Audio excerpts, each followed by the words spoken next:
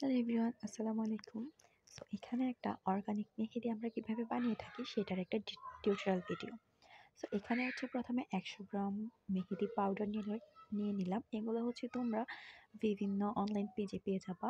তারপর হচ্ছে আমি সুগার এড করলাম এখানে ৩০ গ্রামের মতো, মানে মেহেদির উপর তোমার ডিপেন্ড করতেছে তোমার কতটুকু ম্যাটেরিয়ালস লাগবে। এরপর এর মধ্যে আমি হচ্ছে লেবুর রস দিলাম। এখানে আমার একটা বড় সাইজ এবং একটা মিডিয়াম সাইজের লেবু লেগেছে।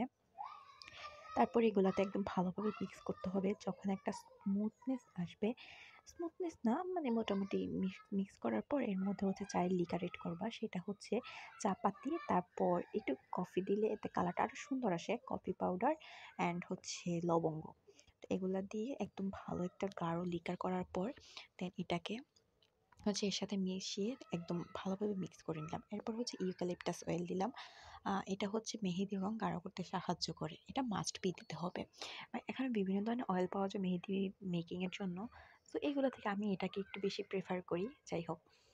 তো এরপর একদম দেখো একটা স্মুথনেস চলে আসছে।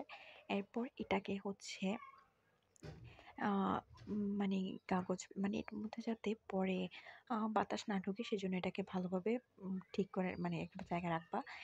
এটা ১২ ঘন্টা ২৪ ঘন্টা এরকম রাখলে কালার অনেক সুন্দর আসে। এই যে যেমন দেখো এখানে হচ্ছে আমার দেখাচ্ছি। আ আমি একটু বানিয়েছি। ফার্স্ট আমি নিজের হাতে এপ্লাই করি। সো এই তো কালারটা সুন্দর আসছে।